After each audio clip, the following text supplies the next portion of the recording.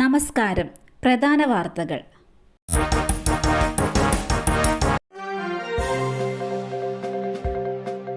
പാതിവില തട്ടിപ്പ്. നജീബ് കാന്തപുരത്തിനെതിരായ പരാതി പിൻവലിച്ചു. പാതിവില തട്ടിപ്പ് കേസിൽ നജീബ് കാന്തപുരത്തിനെതിരായ പരാതി പിൻവലിച്ച് പരാതിക്കാരിയായ പുലാമന്തോൾ സ്വദേശിനി. പരാതിക്കാരിക്ക് MLAയുടെ നേതൃത്വത്തിലുള്ള മുദ്ര ഫൗണ്ടേഷൻ പണം തിരിച്ചു നൽകിയതിനെ തുടർന്നാണ് പരാതി പിൻവലിച്ചത്. തുടർ നടപടികൾക്ക് താൽപ്പര്യമില്ലെന്ന് പരാതിക്കാരി സ്റ്റേഷനിലെത്തി എഴുതി നൽകുകയായിരുന്നു. ഫെബ്രുവരി 7-ാം തീയതിയാണ് പകുതിവില തട്ടിപ്പ് കേസിൽ നജീബ് കാന്തപുരം MLAക്കെതിരെ പെരിന്തൽമണ്ണ പോലീസ് കേസ് രജിസ്റ്റർ ചെയ്തത്. വഞ്ചനാ കുറ്റം ഉൾപ്പെടെയുള്ള വകുപ്പുകളാണ് MLAക്കെതിരെ ചുമത്തിയിരുന്നത്. നജീബ് കാന്തപുരത്തിന്റെ പരാതിയിലും പെരിന്തൽമണ്ണ പോലീസ് കേസെടുത്തിട്ടുണ്ട്.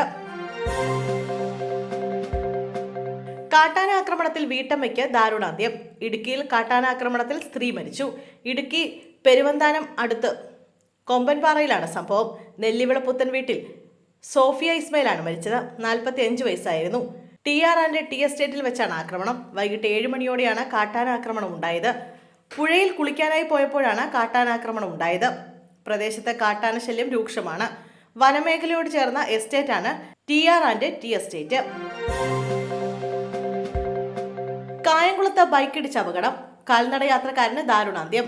ഐക്യ ജംഗ്ഷൻ ഞാവക്കാട് സ്കൂളിന് സമീപമാണ് അപകടമുണ്ടായത്. 60-കാരൻ അബൂബക്കറാണ് അപകടത്തിൽ മരിച്ചത്. വീടിന് സമീപത്തെ കടയിൽ നിന്നും വീട്ടിലേക്ക് പോകുന്നതിനിടയിൽ കായംകുളം ഭാഗത്തു നിന്നും മുതുകുളത്തേക്ക് പോയ ബൈക്കാണ് ഇടിച്ചത്. ഉടൻ തന്നെ കായംകുളം താലൂക്ക് ആശുപത്രിയിൽ എത്തിച്ചെങ്കിലും പരിക്ക് ഗുരുതരമായതിനെ തുടർന്ന് മാവേലിക്കരയിലെ സ്വകാര്യ ആശുപത്രിയിലേക്ക് കൊണ്ടുപോകും വഴി മരണം സംഭവിച്ചു. ആലപ്പുഴയിൽ പേവിഷബാധയേറ്റ് ചികിത്സയിലായിരുന്ന 11 വയസ്സുകാരൻ മരിച്ചു. ചാരുമൂട് സ്മിത നിവാസിൽ ശ്രാവൺ ഡി കൃഷ്ണയാണ് മരിച്ചത്.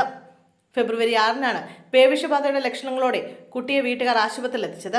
തിരുവല്ലയിലെ സ്വകാര്യ ആശുപത്രിയിൽ ചികിത്സയിലിരിക്കെ ഇന്നാണ് മരണം സംഭവിച്ചത്.